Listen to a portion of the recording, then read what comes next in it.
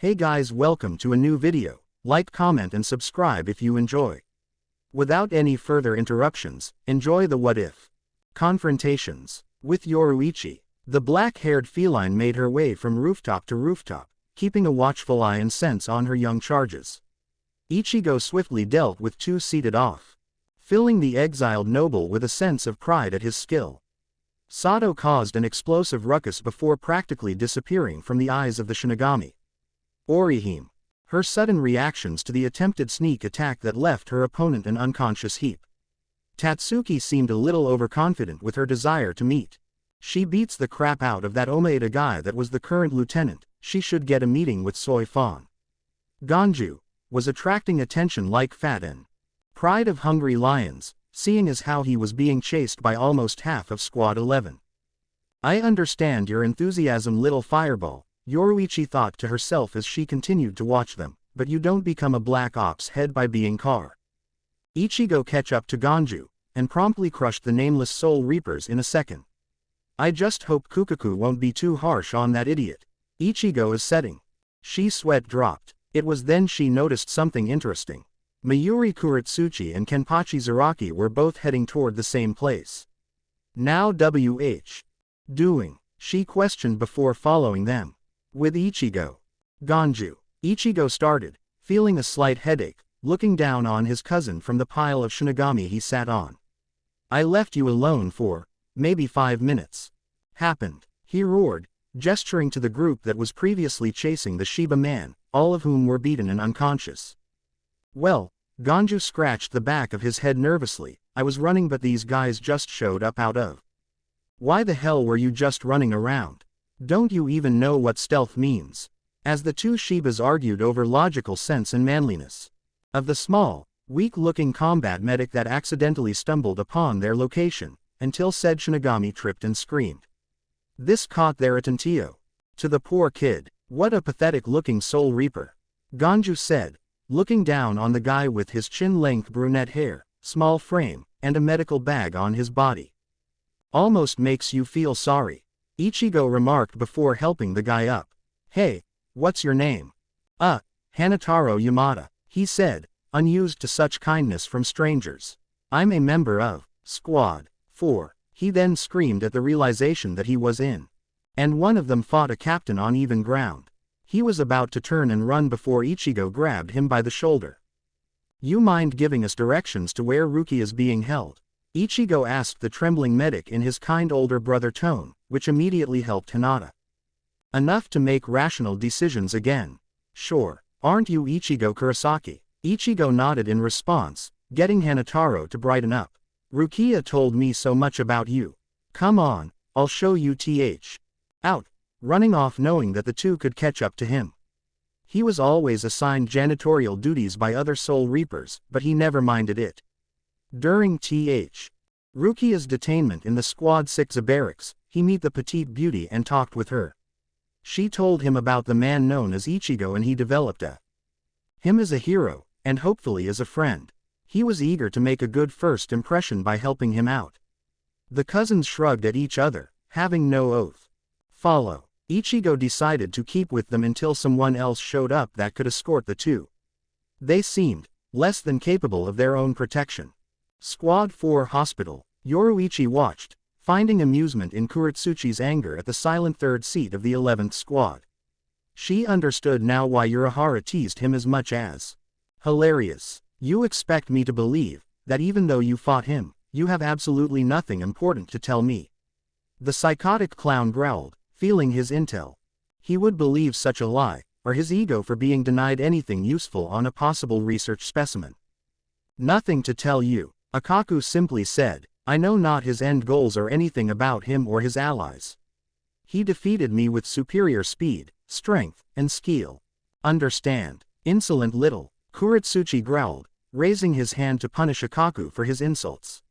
Yoruichi nearly jumped in, until the mad scientist's wrist was caught in Zaraki, I don't believe you're entitled to punish members of other squads, Mayuri. He calmly threatened, making the Squad 12 captain reevaluate his options. Fine, he conceded, pulling his hand free from the berserker. You finish his interrogation. I have other matters to attend to. With the psycho out of the room. And continued her observations. So you managed to fight Ichigo and you end up beaten and bloodied. Zaraki stated before adopting an excited smirk. Is he strong? Very. Akaku responded. He almost reminded me of when we first met Captain. When I warned him about you, he merely said to meet him at the first divisio. Keeps it down, but he craves a challenge all the same. He turned to the scarred man. I don't know if you can beat him. Fine with me, Zaraki said, keeping that bloodlust and thrill. It's been too long since my blood boiled like this. He turned and left his third in command to his haired lieutenant soon joined him. So where to now, Kenny?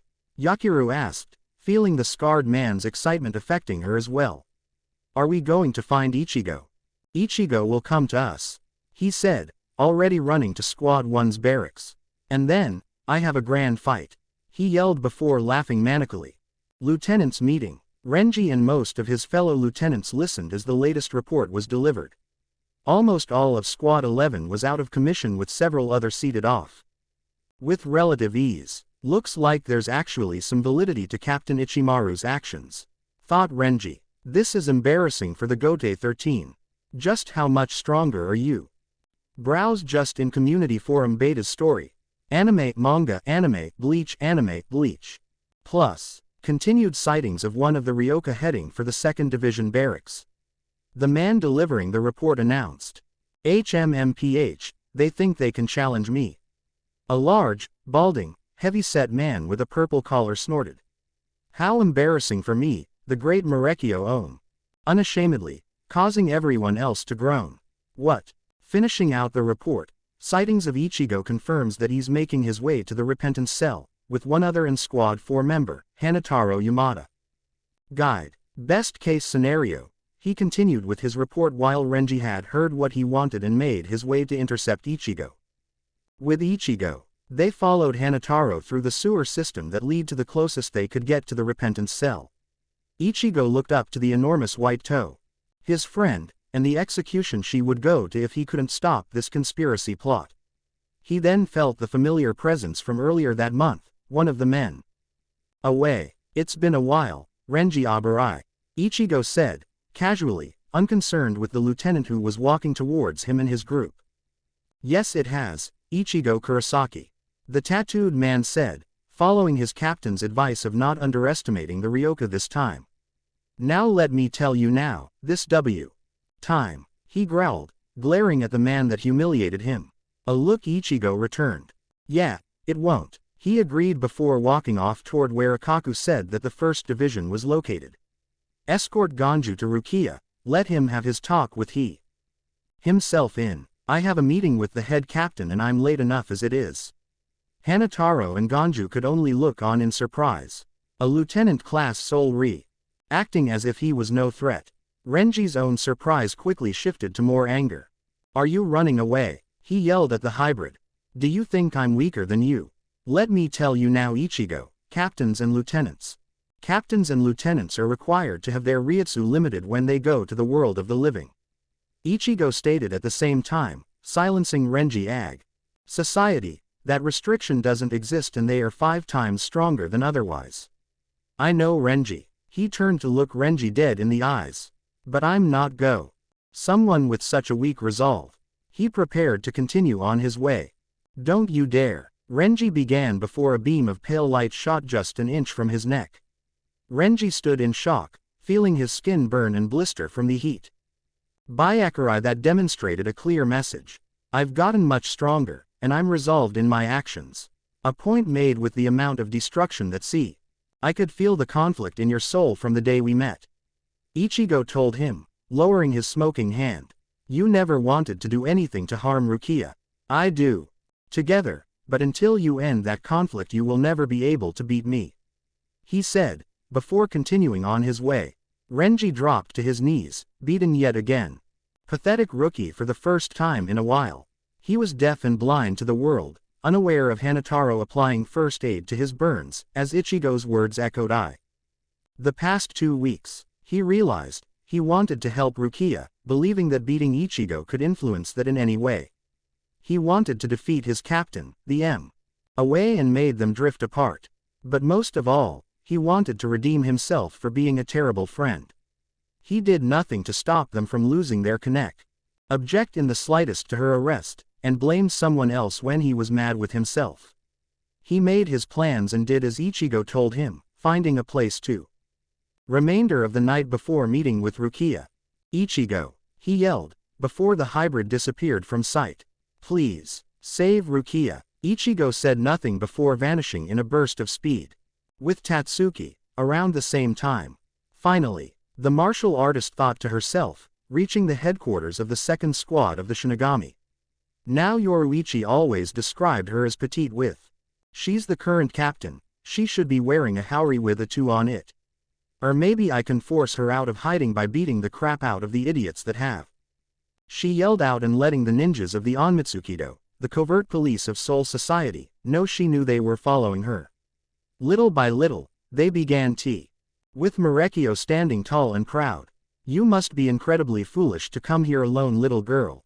Omaeda yelled out. He remembered the report from earlier. Wartime measures were being taken. Saraite could no longer allow these human brats to keep showing them up. He had to prove the effectiveness of his squad and make his captain proud. I lie. Omaeda will show you your. He tried to say before Tatsuki slammed her knee into his face, resulting in a loud crunch that came from a broken nose. Stomach, using that momentum to flip over him and threw him into the hard tile stones of the roof of the building they were on. She then locked his arms in dislocated them, finishing with a swift punch to his temple and knocking him out. Time, she yelled out to no one in particular. 2.5 seconds, someone muttered out, surprised by the ferocity and efficiency she displayed. Damn, too slow, Tatsuki cursed. But whatever, you lot think this'll piss off your captain enough to come out? She asked, standing on top of the unconscio. Lieutenant, if anything you did me a favor.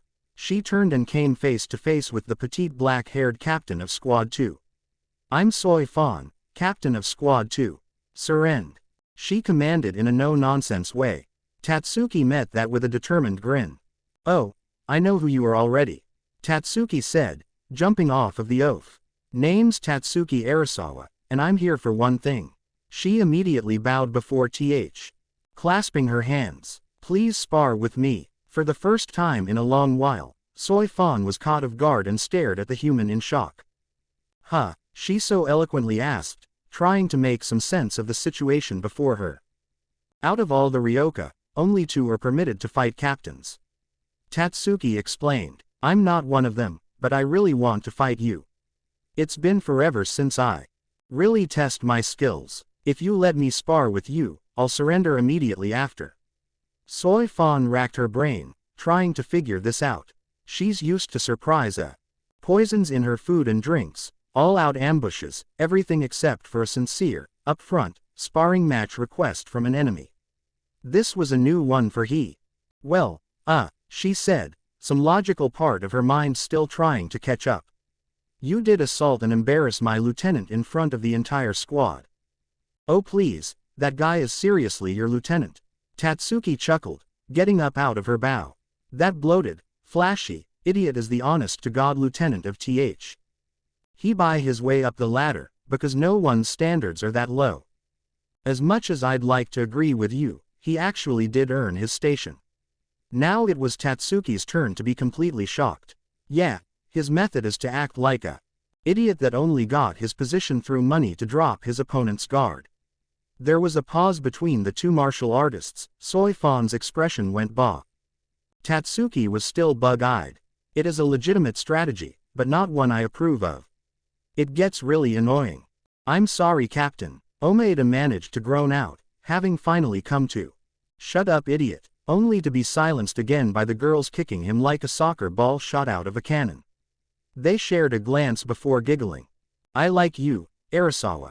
Soi Fan told her. You've earned that sparring match, she said before dropping to the ground and removing her haori, revealing her uniform. But when I've had enough, I will end it, she said with a smirk. Fine with me, Tatsuki called out with a grin, dropping down to join her. I'll even tell you a secret I bet you're dying to know.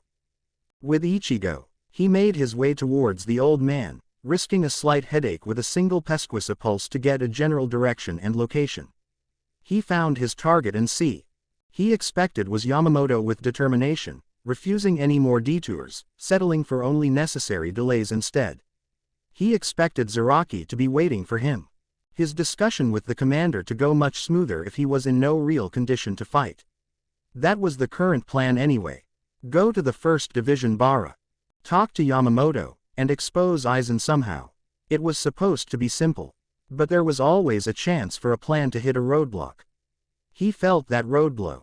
This couldn't be avoided, so he dropped down and came face to face with his opponent.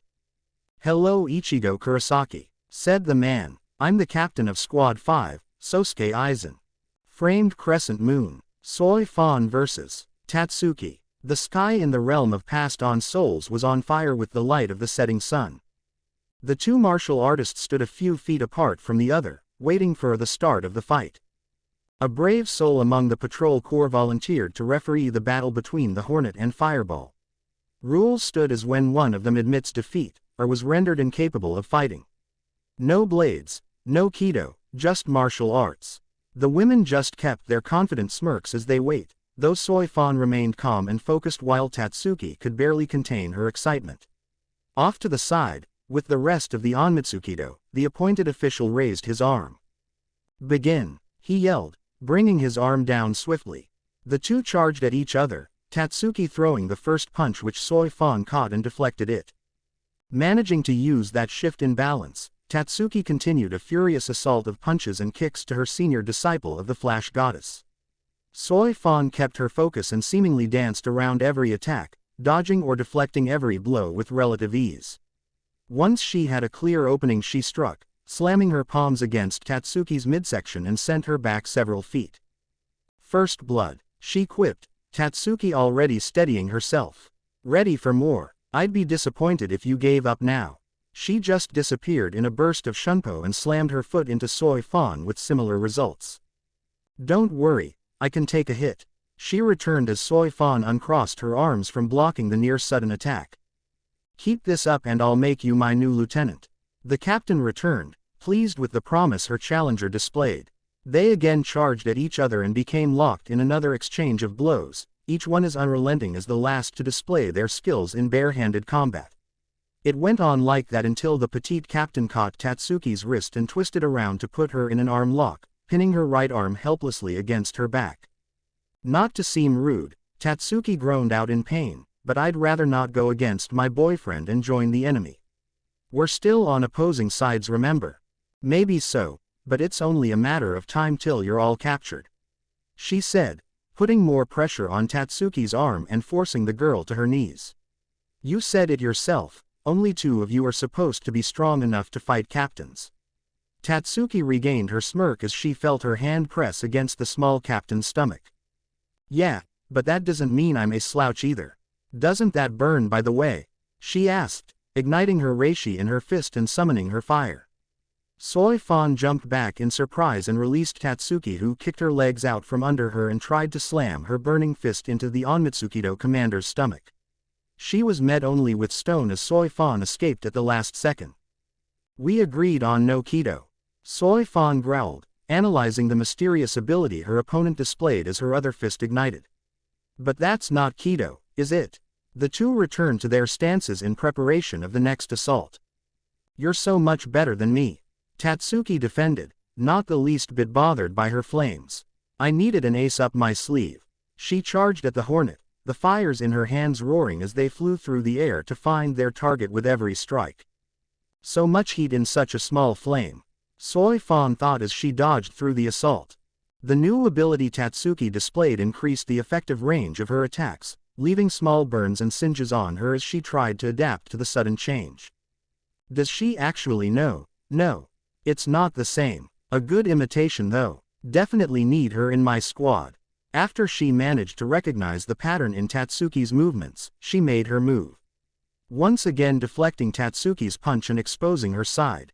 Predictable. Soy Fan smirked, readying a disabling strike. She was unaware of Tatsuki's smirk as she turned on her own and got Soy Fan with a spinning hook kick, with a little extra spice to it. My fists aren't the only ones that burn, she explained as Soi Fan slid to a halt on the ground, grasping her shoulder as the remnants of the spirit fire continued to burn her. She stood up as Tatsuki ignited her feet as well. That's my point, Captain, she said before charging again, putting Soi Fan on the defensive as she had to dodge the fiery strikes. Her shoulder still burned from the earlier attack and it put her on guard. For as much danger she was in and the duty she had to uphold, she found herself enjoying the match. It's not often that she gets a challenge that actually tests her in such a manner. She disappeared in a burst of speed to gain some distance and rethink a strategy. Skilled martial artist, interesting ability, maybe some more work on her shunpo. Soi Fan evaluated Tatsuki in her head. Omaeda, say hello to your replacement. She finished before Tatsuki spotted her on a spire and threw a punch. Meteor strike, Tatsuki yelled, shooting off a fireball at her opponent. Soi Fan barely managed to dodge the explosion when the ball connected to the building. Tatsuki winced from the accidental damage she caused. Sorry, still working on that, she apologized. Just something we'll have to work on when you join the stealth force, Soi Fan said, disapproving of the flashiness of the move. Should be easy to fix. Understood. Thanks, senpai. Tatsuki let out carelessly, making Soi Fan stiffen. What did you call me?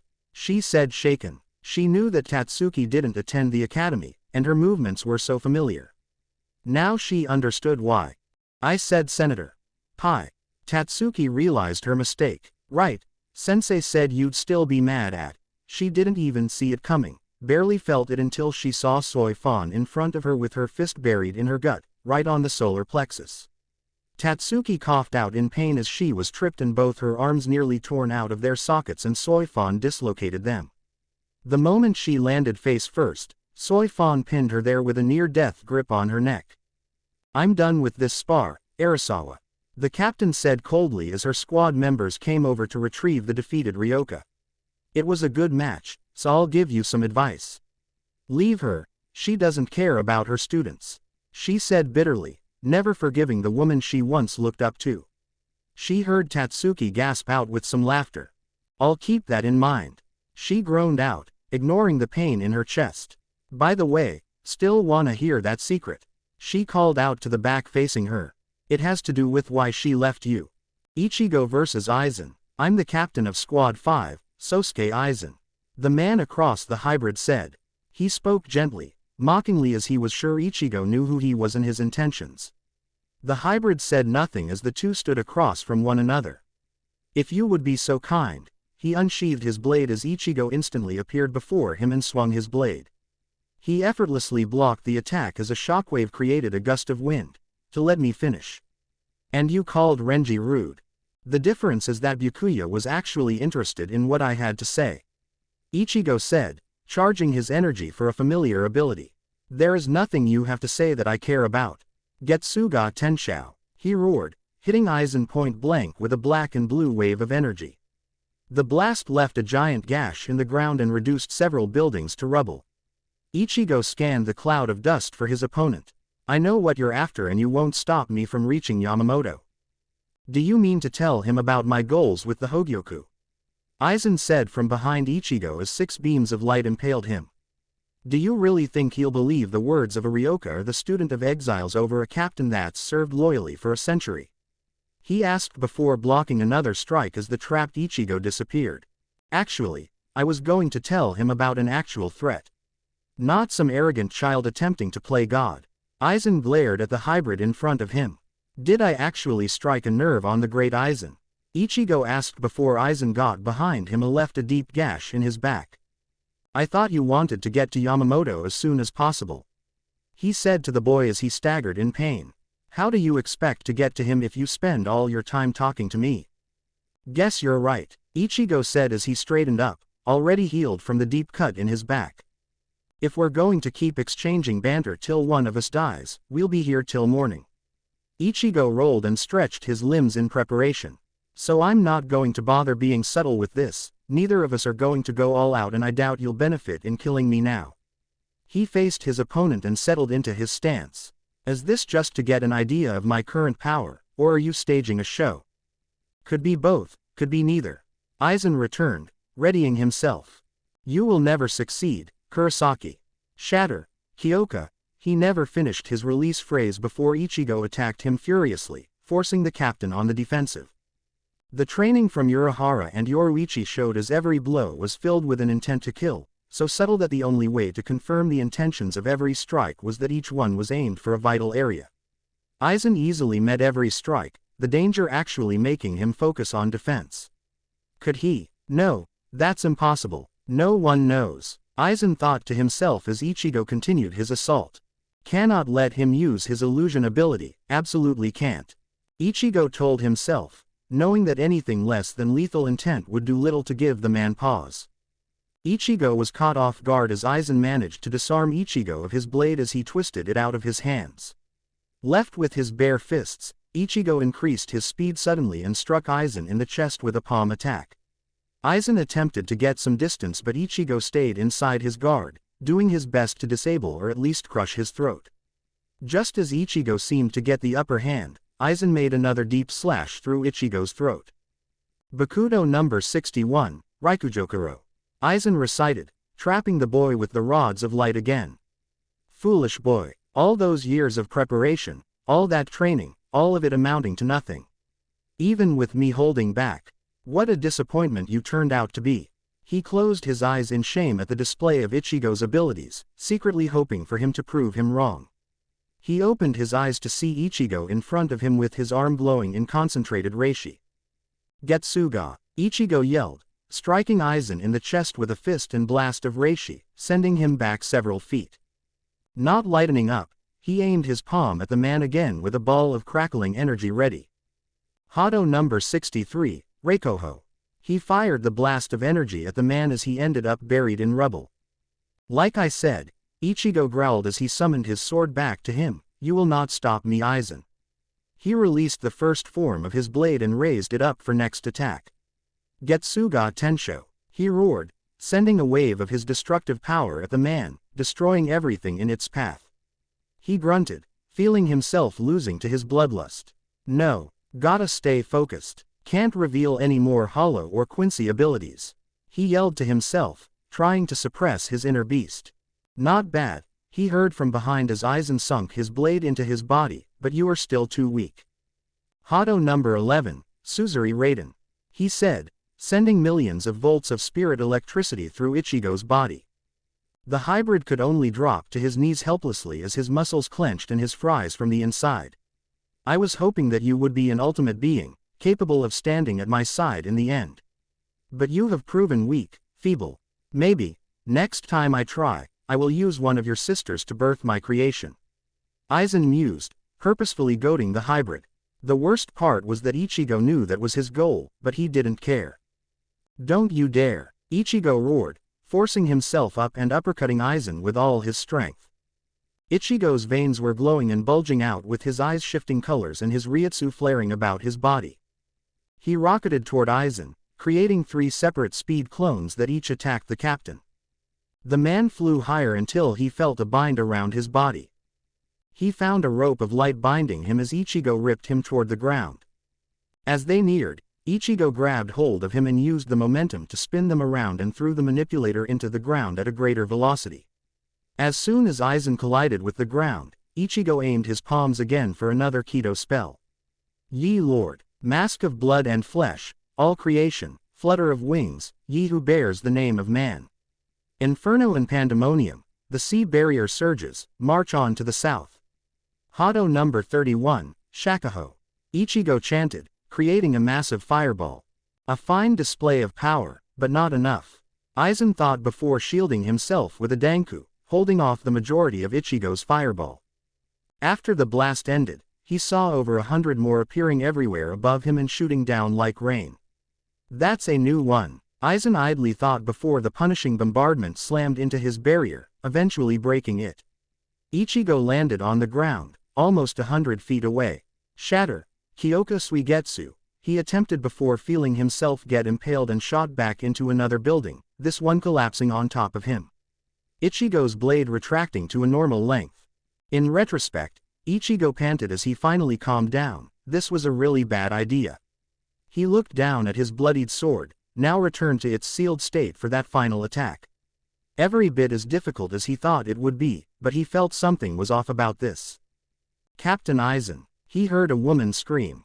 He turned to saw a petite distraught girl, looking at where Aizen last was before turning to glare at the hybrid. You murderer. Ah crap, he whispered as he saw more lieutenants reveal themselves in the pale moonlight, all looking at him in shock. He tried to figure a way out while ignoring a sudden itch in his body. With Aizen, that boy is definitely something, he said, focusing his Kido into healing the wound in his side. He's able to mix and blend his abilities to frightening extents. Generating Reishi platforms is a focus for Kido, mixing Sonido and Shunpo, concentrating his Reishi through his own body. Ichigo, you will be a fascinating being. He ceased his spell as he finally healed from his stab wound. Didn't expect him to mimic Jin's Shikai like that. Maybe I should have gotten to you first. No matter. He rose up and returned to the building of the Central 46. With this, you will be the most wanted man in Soul Society and your friends will be executed. He said, looking down at his Zanpakuto. An elegant blade, despite missing 2 inches of the tip. That part of the blade was still embedded inside Ichigo, breaking off when he turned to attack him in that final assault. This will not protect you, Ichigo. The other captains will kill you for me. With Kenpachi and Yamamoto. Wow Kenny, Ichi must be really strong. Yakiru exclaimed from her captain's shoulder. The scarred man could only grin in anticipation. Yeah, that definitely looks like a worthwhile fight. The Kenpachi said in his ever gravely voice. Do you not care that he killed Captain Aizen? The old commander by his side asked. When Zaraki heard of where he could expect to meet his chosen opponent, he made his way into Yamamoto's barracks and settled down, waiting patiently for Ichigo to arrive.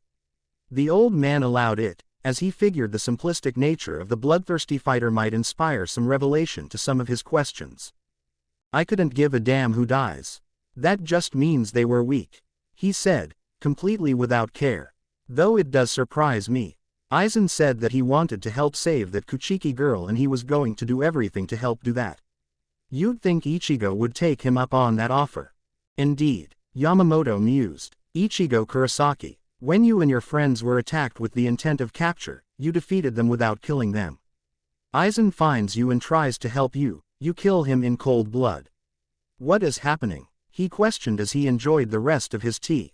Recovery and reactions. With Ichigo, the orange-haired warrior stood there, in the pale light of the moon amidst the wreckage and rubble of his clash with the captain. He wasn't aware of the gathering audience or even what they saw. His knowledge about Aizen's abilities were simply that of illusions, not the extent of it. He surveyed the soul reapers surrounding him, the distraught petite girl with her hair in a bun, a man with a tattoo of 69 on his face, another wearing sunglasses with a thin mustache, a third with long blonde hair covering an eye, a woman with wavy blonde hair and huge assets, and Jin Ichimaru with a shorter white-haired boy wearing an haori. 2 captains, one of which tried to kill me earlier. He thought to himself as he analyzed his situation, noting the badges on the other's arms. Along with 5 lieutenants, Ichigo felt the stress of the earlier fight seep into his body, making him feel weaker and weaker. Can I talk my way out of this? You murderer! The petite girl screamed, charging at him with hate in her eyes. Guess not, he realized with finality as the girl called out her blade, turning it into a multi-pronged sword on fire. When she got within 5 feet of him, however, he stopped her cold in her tracks with a large hand wrapped tightly around her neck. I need to get out of here, that fight took too much out of me. He tightened his grip as she struggled feebly in his hand, already weakening from the cut-off blood flow to her brain. He loosened his grip when she stopped struggling, leaving her only unconscious. It did not look good to the others watching this. Momo, he heard them cry out as he let the girl down as gently and quickly as possible. He barely had enough time to avoid the spinning twin-sided scythe blade, causing him to jump away from the downed girl. You bastard, the man with the tattoo called out. Guessing Aizen had them under his illusion before the fight. He tried to focus while dodging the blades as the lieutenant charged at him with both kusarigama poles while the Yakuza man attacked him with a large scimitar blade that had a pick below the tip. Both were relentless in their attacks, making Ichigo bend and weave through their attacks, unaware of the blonde lieutenant's chanting of a Kido spell. He was impaled with the familiar rods of light which slowed him enough for both of his attackers to strike him. Both attacks hit true as the cold steel dug their way into his flesh, or that was the intention at least. When they made contact, they bounced off of him harmlessly. Impossible, the white-haired Hitsugaya gasped. Just how much power does he have? He damned his own abilities for being too dangerous to allow him to join in the fight, wanting to immediately kill the Ryoka for daring to harm his friend. More than enough, Jin thought as he watched the fight, losing his fox-like smirk to analyze the hybrid. That's a terrifying hierro he has. He thought before Ichigo forced his opponents away with a massive pulse of his Ryutsu. Near-perfect regeneration, strong defense, amazing Ryutsu control and manipulation.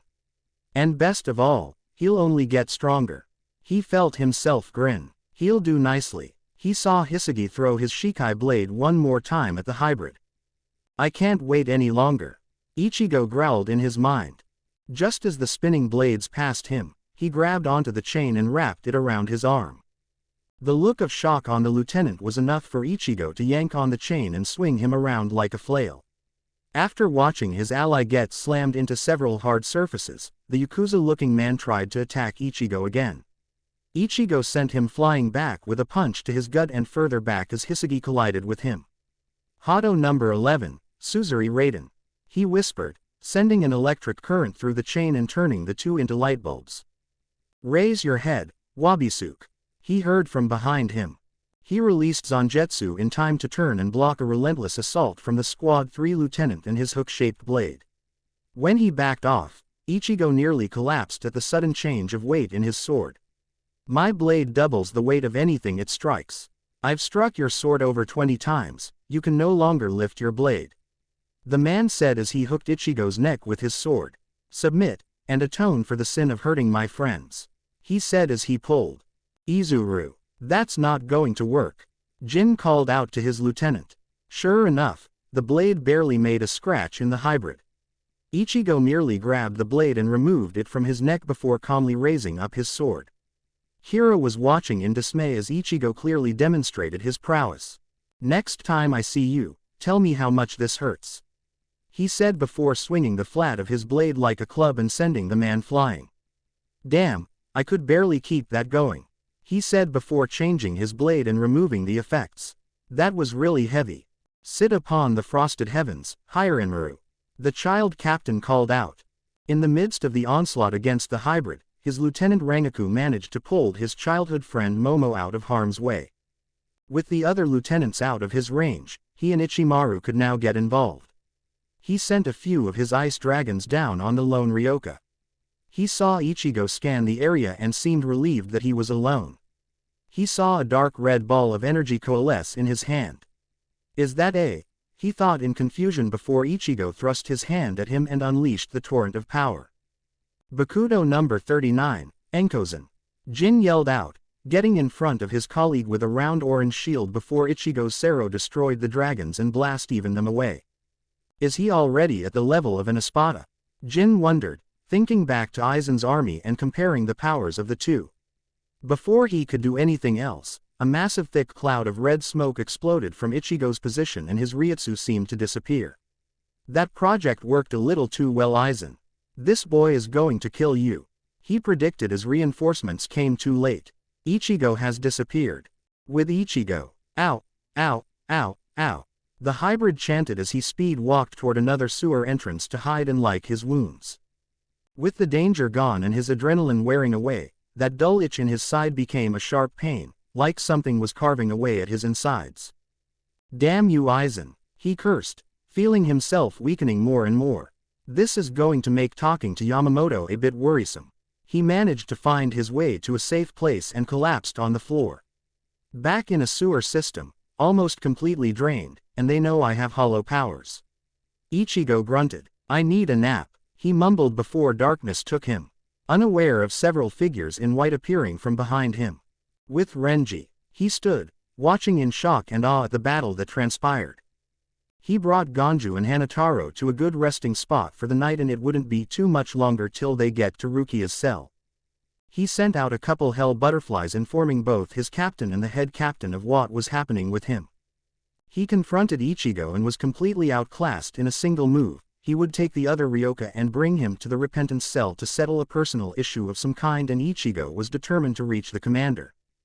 While the others slept, he stood as a sentinel against any that might show up for some meager ounce of glory or something else idiotic. That's when he saw explosions of force and reishi.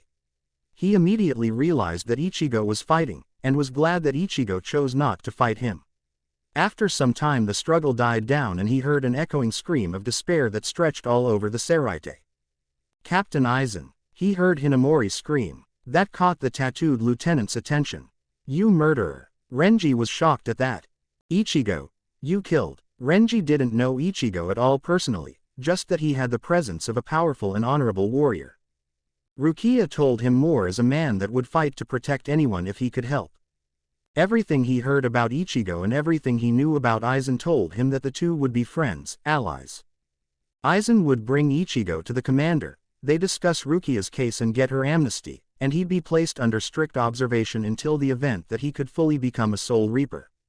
But now, Ichigo killed Aizen. What was going on? The battle continued with Lieutenants Kira, Hisagi, and Tetsuziman proving no challenge and Captain Hitsugaya attempting to attack, only for his Shikai to be overpowered with a hollow Sero. Ichigo. What the hell are you? With Tatsuki. Squad 2 barracks. Tatsuki lay on her cell cot, resting and waiting with guards on standby to act. Despite what happened after the spar, Tatsuki was being treated rather well. The interrogation didn't yield too much they didn't already know, other than who could fight captains. Tatsuki was being a well-behaved prisoner, so she was being treated relatively well. It wasn't until Ichigo's fight with Aizen started did she react. What's going on? She asked one of her guards when a member of the patrol corps came in when the fight ended. The last thing she felt about her lover's Ryutsu was that it was fluctuating from focused to chaotic and weak. She was sitting at the edge of the cot with anticipation and worry. Apparently Ichigo met with Captain Aizen. The messenger stated. Aizen offered to help Ichigo, who instantly attacked with no other provocation.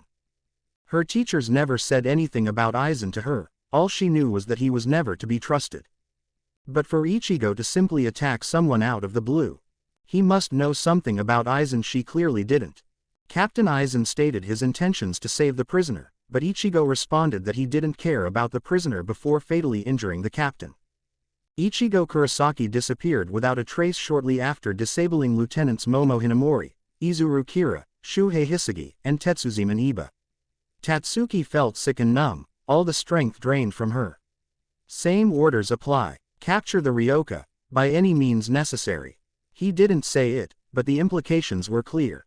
Lethal force is permitted. Only Captain-class Soul Reapers may confront Ichigo Kurosaki. With Chad, he was resting after a long day of running around, evading patrols, beating the crap out of other Soul Reapers, placing tags all over the Seraite, and he still had more to do. He had the energy, more than enough to keep going. Endurance, stamina, and strength were the things Tatsuki couldn't beat him at, and he wasn't too far behind Ichigo's level in those areas. The reason he needed to rest was to calm himself down. Ichigo was in trouble, he felt it. He should find him, watch his back, shield him when he can't protect himself. But he had his mission, and Ichigo trusted him. Thinking back on last night when they talked. Flashback. Hey Chad, what's with those packets you gave to Ganju's friends? Ichigo asked before they all retired for the night. I don't know. Something Urahara gave me, said, 5 in every district and where the pressure seemed greatest. He told me and Aryu to place these in hotspots all over Seraite. He explained. He didn't say it, but he felt uneasy about abandoning Ichigo in enemy territory. Don't even think about it, Chad. Ichigo quickly said, I don't care how bad it gets, you have a mission and you see it through to the end.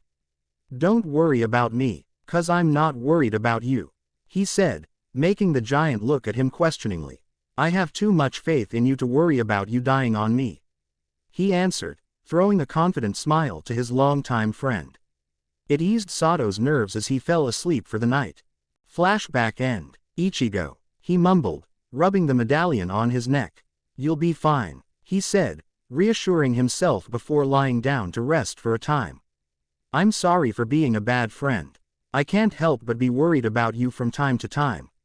I swear to never let you down though. He let the darkness take him. With Ryu and Orihime, the duo finished placing the next patch at their current location when they felt Ichigo's battle. Orihime desperately wanted to get to his side, but Ryu managed to calm her down by reminding her how outclassed she would be. Best to let Ichigo finish his fight when she could be safe from the crossfire. By the time the dust settled and it was safe to go to him, he vanished.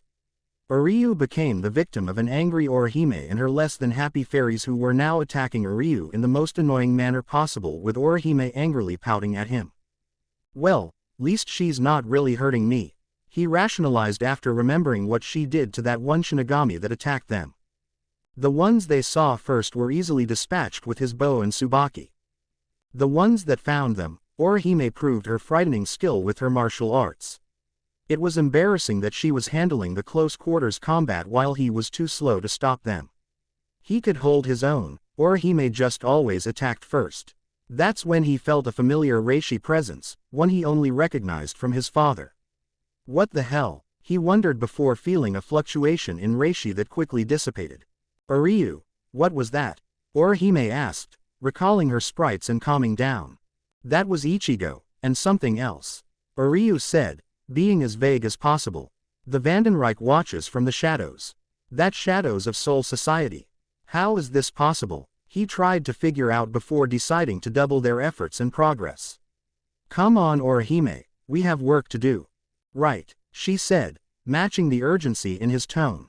Inside Ichigo's inner world, was this on your command? The Black Zangetsu questioned, standing watchful over his charge and master. Are you sentient enough to make these commands? Or was this the order of your mindless dogs? Ichigo himself rested peacefully, unaware of events that took place. Well, that was boring, came the warped voice of the real Blade. King's showing hopeful progress though. Then the Quincy soldats are dead. The elder said, that's good. They might see the acid or threat that Ichigo is, but won't attack knowing he isn't vulnerable. He then noticed Ichigo healing faster. Yeah, they'll also be less inclined now knowing what might happen. The Hollow spoke. It'll take more than a bunch of nameless drones to capture Ichigo on our watch. Indeed, the old man said, watching Ichigo awaken from his slumber. Like maybe a cute girl with a nice rack. Someone like that one blonde chick. Shut up. Backquote. With Ichigo, he roused himself from his slumber, releasing a yawn as he stretched himself and feeling several familiar pops in his joints and back. He forced himself to his feet and stretched out more. Thank God for my regenerative powers, he said to himself. Not only would I be sore, I'd be dead otherwise. Where do souls go when they die? Ichigo asked as he opened his eyes, only to be met with the picture of several dead bodies. All in white military uniforms with a Quincy cross that all seemed to have deep gashes in their bodies. He looked down to see his blade, stained red in gore. Let it go Ichigo, you have stuff to do, he said, choosing to ignore the bodies of the Quincy. If he was going to reach Yamamoto today, he could not afford any distractions. He proceeded to leave his little hideaway after calling his blade back to his hand. Squad 8 Barracks, Captain Kiraku, a female Shinigami with a stern expression called to her lazing captain, Arioka, has appeared. Which one Naneo? The lazy bearded man known as Shunsui Kiraku asked his secretary, Lieutenant. Tatsuki gave them a description of her friends and vouched that Ichigo would never kill unless necessary. Based on what Arasawa said, he should be Yasutora Sato. She said, he's not permitted to fight a captain, but neither was Arasawa and she sparred with Captain Soy Fan. There is a difference, he said, raising from his nap. Come on, let's go greet our guest. Squad 1 Barracks, Ichigo finally made it to the courtyard of the leader of the Gote 13's base. The building stood there, tall and imposing as Ichigo strode over to his destination. Come on out already, Ichigo called out. I know I've kept you waiting, but I was held up. He felt an immense spiritual pressure come down on him as a hunched figure on the roof of the barracks stood up. Ichigo felt a savage nature much like his repressed instincts. As much as he'd hate to say it, Ichigo was excited. The man jumped off the roof of the barracks and came crashing down across from him. I admit I was losing patience, the Kenpachi said in a deep tone, the jingling of his bells adding somewhat to his menace. But that fight last night only served to excite me more. He stood to his full imposing height, showing his brutal and ragged form. Name's Kenpachi Zaraki, captain of Squad 11. And I'm pleased to finally meet you, Ichigo Kurosaki, he said with a savage grin. Pact of fighters. With Chad. The hours passed outside as he rested. Inside he went through years of his life. The life he regretted as a kid, angry at everything and anyone just waiting for an excuse to lash out. The life he had because of his grandfather, helping others with his powerful fists while taking unbelievable punishment with his strong body. Now the life he lives, as an unbreakable shield to a mighty protector. His strength granted to one that helped him find a sense of meaning in his life, a best friend that he'd be ready to die for because he would do the same. He'd then defy death because he knew Ichigo would never forgive him for that. He chuckled slightly, finding humor in the contradiction of refusing his death when that was Ichigo's job description. He was brought out of his musing when he heard the shouts of Shinigami outside the warehouse he was sleeping in. Guess that's it for my nap, he mumbled before transforming his arm. He rose up and walked over to the door, the yelling and thudding getting louder and louder. He made a swift strike at one of the hinges, blowing a hole through the frame and quieting the crowd outside. He repeated that 3 more times, leaving the door very loose in its place. He backed up a little bit before charging and using the door as a makeshift ram. A good chunk of that crowd of Soul Reapers ended up unconscious from the sudden impact as Chad began his rampage through the crowd. Punches like lightning sending his opponents flying as he pretty much waded through the crowd. Throwing some around like discarded clothing, kicks that cleared a path like axes to wood, the intense cannon blasts of reishi from his black right arm, more akin to a force of nature than a man to all the Shinigami against him. A group of 20 strong reduced to naught but mangled broken bones. Maybe I should try to hold back more. Chad wondered aloud as he studied the aftermath. Craters in the walls and streets with bent or broken swords all around him with piles of unconscious Soul Reapers. Oh well, he said before fishing out his locator and proceeding with his task. I wonder how Ichigo's doing. With Ichigo and Kenpachi. Kenpachi, Ichigo said, staring down his opponent. The greatest fighter of the court guard squads, the man who stands atop a mountain of corpses. He remembered the stories of the various title holders told by his teachers. All the hollows he faced, the hardest his teachers attacked him, none of it compared to the dark savagery of the man standing across from him. It was both unsettling and exciting for the young hybrid. Akaku said you'd want to meet me. Any reason why? Because you're strong. Kenpachi responded, like it was the simplest thing in the world. My interest has always been in a good fight. Good, evil, justice, chaos. I don't care about any of that because none of it matters in a fight. He then adopted a confused scowl, thinking that Ichigo knew what he was talking about. Why should fighting need a reason? You fight for the sake of fighting. Ichigo said, can't say I understand that. My fights usually ended up being disappointments because they were too weak or because they were holding back. Like Akaku and Aizen, the battle-scarred man asked. I did get the feeling that Akaku was holding back in a lot of his matches. But what about Aizen then? Akaku needed to be taught a lesson. Ichigo said while his presence was turning darker. Aizen on the other hand must die. Zaraki felt an old familiar tension in his body, one he hasn't sensed in centuries. A sense that this opponent might kill him. Wow, Ichi can be really scary. The tension was broken as a small pink-haired little girl made her presence known. Ichigo looked down on the small lieutenant as the two calmed down. Looks like this can be a lot of fun, Kenny. She cheered as she ran back to her captain. Kenpachi smirked again as his lieutenant destroyed the tension. Yeah, it's been so long since I've had a good fight, he said, already unsheathing his blade. The small display Ichigo gave earlier put him on a slight edge, no longer needing to see if he could put up a good fight. Now get out of the way, Yakiru, this could get messy. The small girl jumped off to her vantage point on top of the 1st Division barracks. Hey King, Zangetsu spoke out to his wielder, there's something I wanna check out.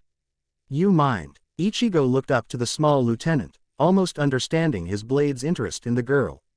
Something about her was off. Without saying anything he materialized his Zanpakuto's spirit, appearing as a familiar reflection of Ichigo with his skull mask, who disappeared just as quickly. Sorry, my Zanpakuto was interested in your lieutenant. Ichigo said, drawing his blade. Now, why don't you show me how to enjoy a fight? He growled before the two charged at each other, resulting in a loud clang. With pleasure, Kenpachi roared, already feeling his battle high coming on. With Chad, he kept on with his mission, following the signals to the next hotspot on his locator to place the next tag. No Shinigami was able to stop him. Against his overwhelming strength and surprising speed and reaction abilities, they were leaves tackling a concrete wall. His signal was now coming from his immediate right, behind an 8-foot wall. The extension on his arm snapped open as he charged his energy. El Directo, he yelled, blasting a hole through the wall and removing or scaring off any other Soul Reaper in the area. He made his way through the hole and kept moving forward. When his way was blocked by one Shinigami, claiming to be a third seat, Chad just shoved him out of the way. The apparent third in command was shot through another wall. He only stopped when he saw the flower petals, and a man in a flowery kimono with a straw hat. Hello there, Yasutora Sato. The man said in a cheerful, lazy manner. I am Shunsui Kyoraku, captain of Squad 8. The two continued to stare at each other, Kyoraku with a smile against Chad's passive expression. All the while, flower petals kept falling, or was being tossed around by the female secretary Soul Reaper above them.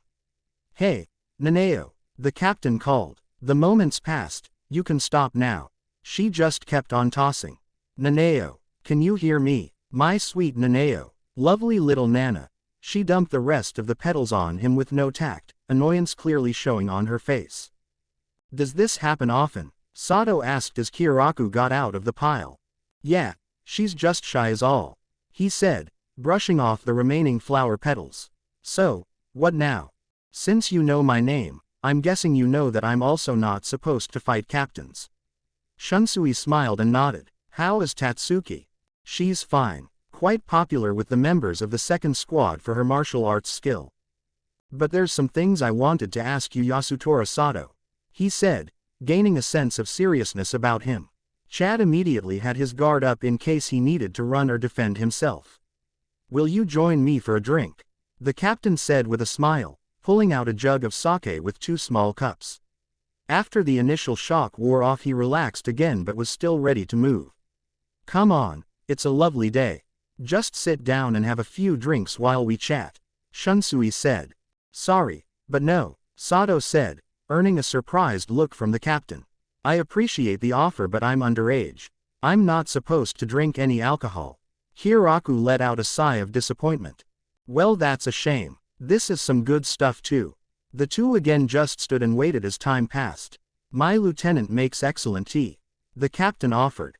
That works, Chad said as he dispelled his power and sat across from the captain. Naneo, could you be a dear and get us some tea and snacks? He asked his stern lieutenant who just disappeared after shooting him a glare. Why do you have to be so cold, my sweet Naneo? He cried with anime tears running down his face. Can you explain to me the current situation, Mr. Kyoraku? Chad asked, seeing as he had nothing else to do. He remembered hearing about Shunsui Kyoraku as one of the oldest captains of the 13 squads. Above all, a man that he did not want to make an enemy of. You mean with your friends? The captain clarified, getting a serious nod from the giant. Capture, dead or alive, Ichigo Kurosaki is considered a captain's only target. So whatever it is your friend has to say to old man Yama, it better be good. He said while they sensed a sudden burst of Ryutsu. Zangetsu and Yakiru. That guy has no idea, does he? The hollow blade asked the child sitting at his side. Their gaze fixed on the hybrid and the berserker as they struggled against one another. The clashing of their blades were enough to be an orchestra of battle.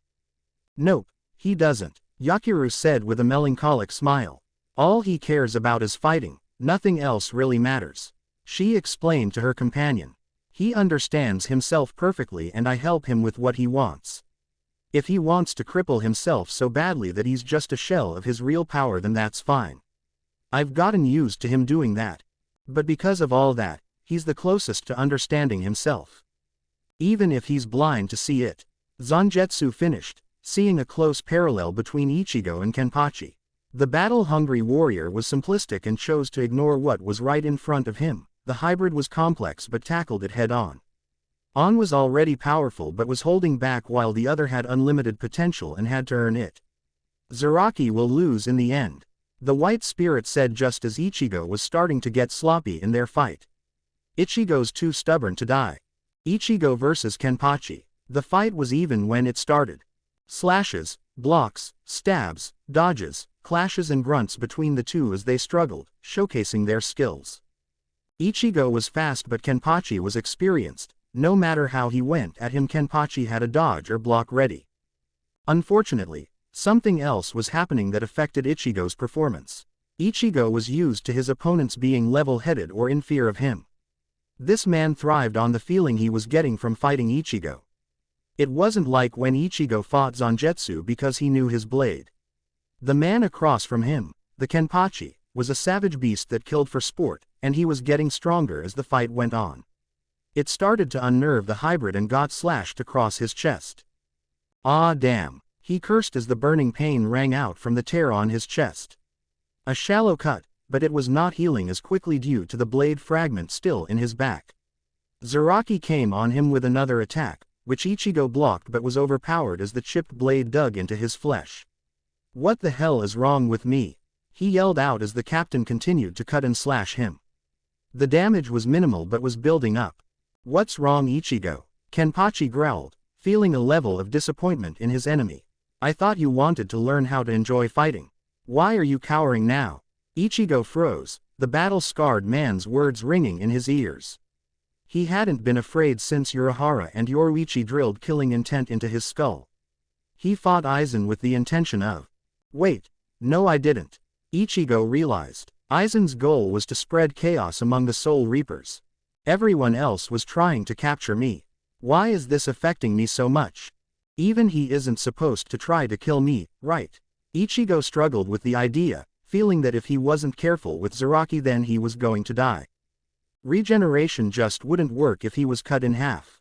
On the surface, Ichigo and Zaraki were pretty even, but there was more hidden deep within. A monster hiding underneath the battle-hungry warrior, that's what had the protector on edge. His mistake was fighting Zaraki like a man, when he needed to be more like a beast. Steeling himself, Ichigo did the best thing he could to calm himself down. What are you? The captain asked as Ichigo punched himself in the face with a loud resounding crack. Kenpachi could only watch as Ichigo took several breaths, each one becoming more and more even as he brought himself back to reality. Sorry, lost my nerve for a bit, Ichigo said, his injuries already healing. I wanted you to show me how to enjoy a fight, and you did. Ichigo's Ryutsu took on a noticeable shift to a more hollow-like one, fully aware of his audience. I was too focused. I just need to let myself go, he said as his eyes shifted. I promise to give you what you want, he said, glaring at the man with his black and gold eyes. Next thing Kenpachi knew, Ichigo was in front of him making a long cut across his chest. Ichigo had a manic grin on his face, which matched Kenpachi's own. That's it, he said before their blades clashed once again. This is what I was hoping for. He started laughing as they continued their fight.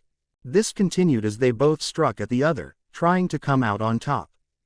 Both were in tatters and blood as their blades continued to find their marks. This is the best, Kenpachi yelled as his cut through Ichigo's shoulder, who left a dangerous mark on Kenpachi's neck. They separated as Zaraki continued to laugh.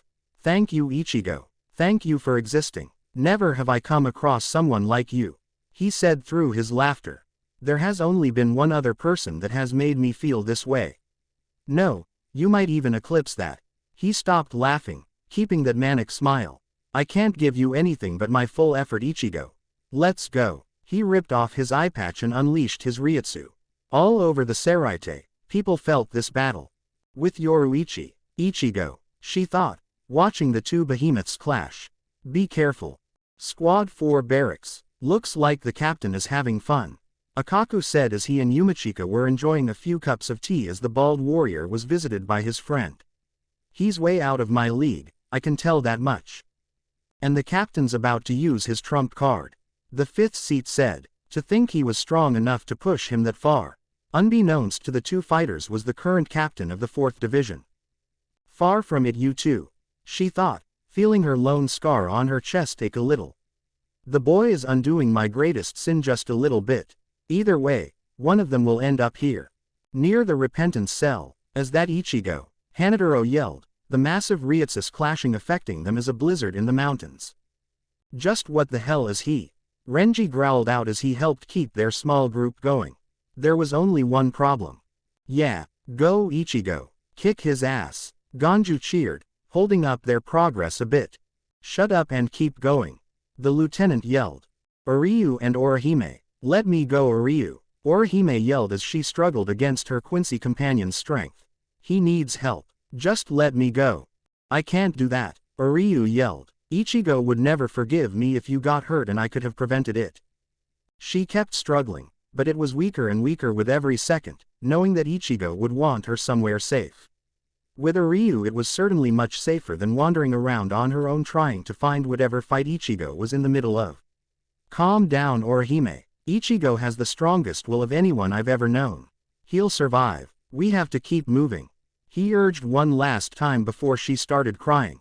Even with my powers, I'd only be in his way. She sobbed before he turned her around and hugged her. Think of it more as, waiting for him to come home and get patched up. He said when she calmed down. After all, think about him with a couple scars. For once, he said. Orihime did just that, and a drip of blood came out of her nose. Doesn't sound so bad now does it? He waited for a response, but she was clearly in her own little world. And I lost her. Good job idiot. He berated himself before throwing her over his shoulder and carrying her off. Chad and Kyoraku, looks like things are getting a little hectic over there. Shunsui noted as he munched on another rice cracker. So as I was saying. Why are you here? Your friend seems fixated on meeting with the old man and saving Rukia. He took a drink of his tea while looking Sato in the eye. His reason makes sense, but what about you? There's not much to it. Chad said, Ichigo is my friend, if he needs my help I'll give it. Deliver a message, help him move, fight off a group of thugs, even if it puts my life on the line I'd help him. Hey, he must be a good friend to have that kind of loyalty out of you. Kyoraku noted, thinking of his own best friend in a sickly captain. To be completely honest Kyoraku, if he didn't tell me to not fight a losing battle, we'd be fighting right now. This earned a look from the lazy captain. Ichigo swore to me that if there was anything I'd give my life for, then so would he. All he asked was that I do the same. It's a meeting that gave me purpose. The captain burst out laughing in noticeable cheer. Then I'll have to thank him for this nice conversation. He reached out and laid a hand on his shoulder. You're a good man Yasutora Sato. It's a shame I have to put you in the detention cell. You have your duties, I had mine. Chad said as they finished their picnic. With Tatsuki. Come on, I've got restraints on and I'm still beating you. Tatsuki yelled out jumping around with fantastic agility while wearing cuffs on her wrists and ankles, kicking and punching various members of the second division. She had enough favor with Soi Fan to keep up her martial arts skills, but only under strict supervision. Most of the squad took it to mean, the ones that get to watch are fine, everyone else needs to improve. There were only 5 people watching, excluding the lieutenant who was turned into Tatsuki's punching bag as a result of his embarrassing defeat. Tatsuki needed the distraction, feeling Ichigo's fight was putting her on edge as well. Ichigo, if you die, I'm gonna be pissed. She thought before jumping and kicking another guy in the head. You win, then I'm getting that sexy nurse outfit I found. Zangetsu and Yakiru. Ichigo seems like a good guy. Yakiru said with a smile, almost envious of the protector. Yeah, Zaraki is going to say something stupid soon. Zangetsu bluntly said. With Ichigo and Zaraki. Fine, call out your Zanpakuto. Ichigo called out. Zaraki merely raised an eyebrow. My Zanpakuto doesn't have a name. He bluntly said, destroying the mood of the fight. What? Ichigo dryly asked. He thought he saw Zangetsu give himself a tired face palm. My spiritual pressure is so great that no seal can contain it. This is the true form of my Zanpakuto. He declared. You are a captain of the Gote 13, telling me you have no connection to your blade, despite X number of years, decades even, of using it. Ichigo tried to clarify. Zanpakuto are simply weapons for killing, that's all there is to it. He defended ignorantly. Even if they do have spirits of their own, they are simply tools of battle. Is he for real? Ichigo asked himself as he felt his eye twitch. The look in Zaraki's eyes told him that he believed what he was saying. Zangetsu, Ichigo called out, making his blade turn and his spirit appear at his side. Yep, the hollow blade asked, just as irritated. I'm going to start hurting him now, I don't know if I'll stop. Ichigo almost growled out. Mask, Zangetsu asked, concerned about how far this was going to go. I honestly do not care at this point, he said before a black vortex of reishi consumed the both of them. When it calmed down, it revealed Ichigo with his red and white hollow mask.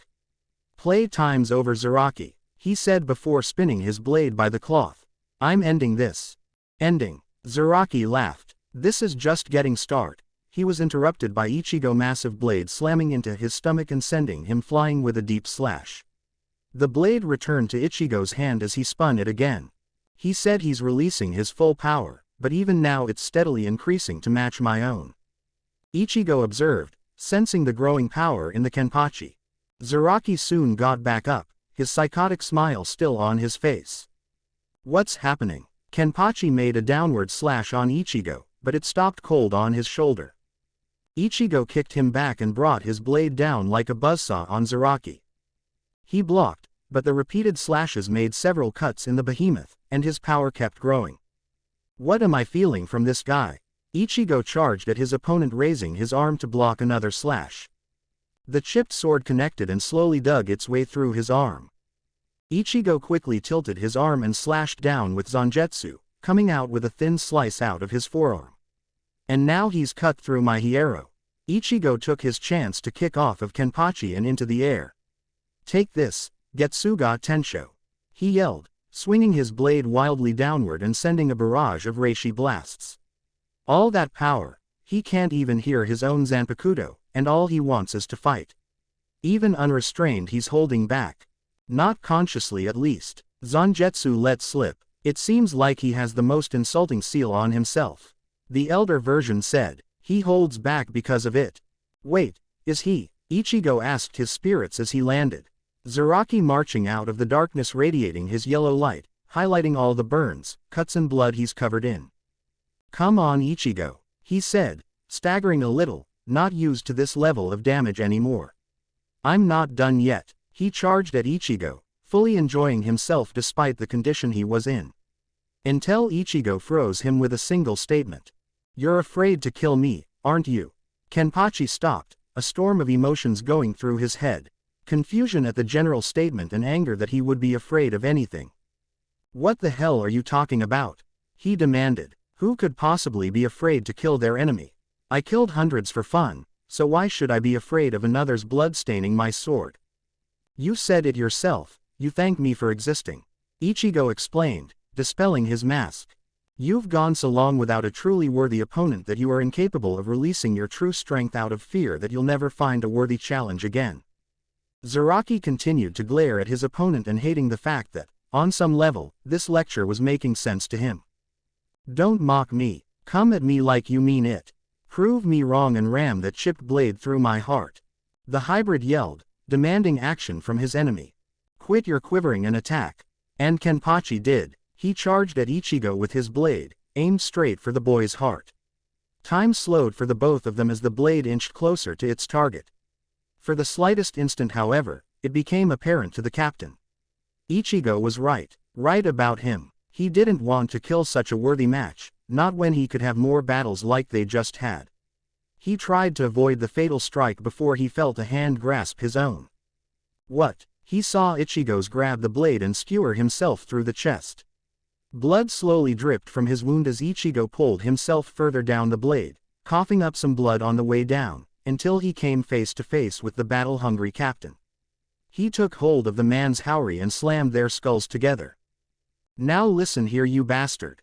The hybrid yelled. You will never be able to kill me. Stab me, cut me, slash me, whatever, I will never die by your hand. If you want an opponent to fight you, then that's what I'll be. Kenpachi looked at the defiant boy on his sword, and felt a strange sense of hope in his chest. Become my ally, fight by my side, and I will be the last opponent you will ever face. All others will be a warm-up for our next fight. Ichigo then stabbed Kenpachi through the chest, just barely missing anything vital. This is our pact. I will be that fighter you've been waiting for and you will return to your true strength or I'll kill you trying. Do you accept this? Ichigo asked, glaring at his enemy as the shock fell from the man's eyes. Slowly he began laughing excitedly, striking terror in many hearts as the unbridled joy of Zaraki filled the air. Very well then Ichigo, I accept. He whispered with tears of happiness streaming down his face. It was a new feeling for him, hope that he finally found someone on his level. And he liked it. Ichigo pried out the sword from Zaraki and threw him to the side, before blasting him away with a point-blank arrow. He'll be fine, right? He asked his blade as Zangetsu materialized again and the small pink-haired Yakiru came down. Yeah, Kenny will be fine. She chirped excitedly. He's really tough. Thank you for fighting him Ichi. She said before turning to where her partner went. You better keep your promise, or I'm gonna be really mad. K. Don't worry, Zangetsu said. When we get the time, there'll be a round 2. Yakiru beamed the duo a smile before turning to leave. He'll call you by your real name soon enough, he said before she disappeared. The two looked on before something registered with the strawberry. Wait, is she? He asked his blade. Yes she is, he said before pulling out the sword in his partner's chest. Ah damn it, that hurts, Ichigo cried out, the blade tearing through his body as he dropped to his hands and knees. That was a bad idea. He began healing. Just leave a scar, I need that for our agreement, he said while the blood stopped flowing. After a few seconds passed, he rose up and staggered his way towards the doors of the 1st Division's barracks. With Chad and Kiraku, so you're certain that the head captain will hear Ichigo out? The giant asked the captain as they made their way to the prisoner cells.